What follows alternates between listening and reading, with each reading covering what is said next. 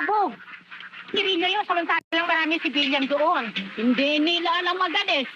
Bakit hindi muna nila siniguro kung may sibilyan o wala? Hindi ko na alam yun. Ito ng mga isda. Kanina pa kayo, chismis and chismis din. Tumulong na lang sila. kayo. Naku, ang sabihin nyo, ang mga Hapon ang nagpasabog. Bakit nga sabihin pinasabog nila sarili nila. Bakit naman hindi? Hindi ba nyo nalalaman na paritreat na ngayon ng mga Hapon at yan ang ginagawa ng mga walang hiya? Ginagawang pang-cover yung mga sibilyan para hindi sila atakihin. At pagkatapos, susunugin o sasabugin ang buong bayan bago magsialis. At kasama na roon ang mga sibilyan. Naku, talagang mapapatay mo yung mga walang hiyang yan eh. Ay, naku, talagang sabihin mo, mga hayop ang mga walang hiyang yun.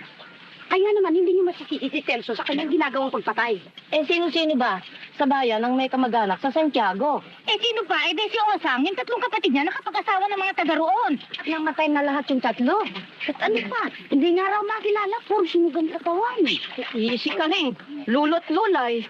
At si Ikong na magsusuka, naalala nyo, yung anak niyang lalaki doon nakapag-asawa, at kasama raw na sunog yung apat na anak. Sus, Mario, mabuti na lang hindi tayo nadama. Yan mo. Yung binatag na mating sila Lydia. Ewan. Wala daw kakibo-kibo Sinilip nila pasingi. Alam mo naman yung chismosang yun Magdamag daw na hindi natutulog at nakabantay dun sa bata. Baka kapatid yung bata. Ang sabi ni Danilo, hindi raw. Baka Guerrilla naman. Kung Guerrilla, bakit nandito? Ang tanong ninyo ay kung bakit kabugtang nakaligtas yung batang yan. Parang milagro, hindi ba? Oo nga.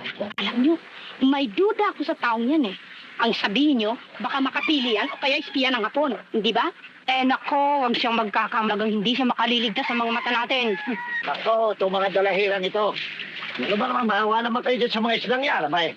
Kanina pa naliligo yan sa inyong mga laway, ha? Ito naman si Cladesto, nagkakaigihan dito mga tao Kaya nakauwi na.